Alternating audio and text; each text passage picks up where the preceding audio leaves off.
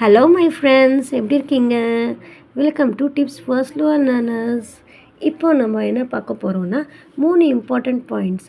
அது உங்களுக்கு தெரிஞ்சதாகவே இருக்கும். ஆனாலும் இப்போ 3 பாயிண்ட்ஸ் எப்படியெல்லாம் பண்ணணுன்ட்டு உங்களுக்கு நான் சொல்கிறேன்.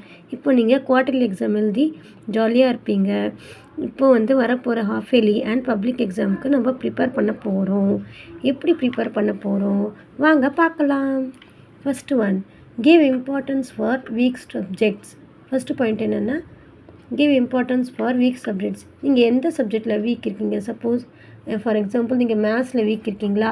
அப்போது நீங்கள் என்ன பண்ணணுன்னா, மேத்ஸில் 1 hour நீங்கள் தனியாக அதுக்காக ஸ்பெண்ட் பண்ணணும்.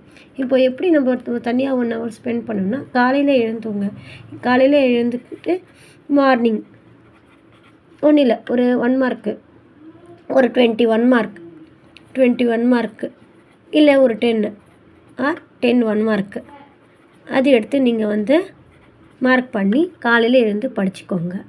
அதில் நீங்கள் எழுதி கூட பார்த்துக்கலாம்.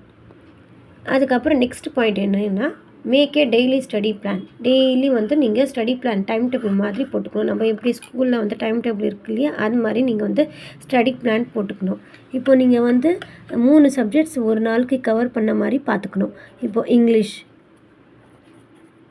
இங்கிலீஷா, தமிழ் அண்ட் தென் சயின்ஸு. இந்த 3 சப்ஜெக்ட்ஸுமே ஒரு நாளைக்கு கவர் பண்ண மாதிரி நீங்கள் பார்த்துக்கணும். அப்படி இல்லையா, செகண்ட் டே என்ன பண்ணணும்னா, இது தவிர்த்து நீங்கள் எந்த சப்ஜெக்டில் வீக்காக இருக்குங்களோ அந்த சப்ஜெக்ட் நீங்கள் வச்சுக்கிட்டு நீங்கள் இன்னும் 2 சப்ஜெக்ட்ஸ் நீங்கள் ஆட் பண்ணி செகண்ட் டேவாக போட்டுக்கலாம். டேட்டு ரொம்ப முக்கியம். டே அண்ட் டைமு 3மே வச்சு நீங்கள் ஒரு ஸ்டடி பிளானாக போட்டுக்கலாம். நெக்ஸ்ட்டு என்னென்னா, ரிப்பீட் அண்ட் ரிவைஸ் ஆஃபன். நீங்கள் இந்த 1 hour நீங்கள் படிச்சுட்டு நீங்கள் இதை 1 டேவாக நீங்கள் ஒரு நாளாக ஸ்டடி பிளான் பண்ணிவிட்டு அதெல்லாம் நீங்கள் ஞாபகப்படுத்துக்காக என்ன பண்ணணும்னா, இப்போ 15 days ஒன்ஸு நீங்கள் படித்தது திருப்பியும் ஒரு வாட்டி ரீகால் பண்ணி பார்த்துக்கணும். அப்படி நீங்கள் ரீகால் பண்ணி பார்த்தீங்கன்னா உங்களுக்கு நீங்கள் படித்தது எல்லாமே இன்னொரு வாட்டி ரிவைஸ் பண்ணும்போது திருப்பி உங்களுக்கு மைண்டில் அது நிற்கும். அப்படி பார்த்து 15 days ஒன்ஸு சும்மா ஒரு கிளான்ஸு நீங்கள் பார்த்துக்கணும். ஓகேங்களா? ஓகே ஸ்டூடெண்ட்ஸ், நெக்ஸ்ட் வீடியோவில் நம்ம பார்த்துக்கலாம். டாடா பாய்.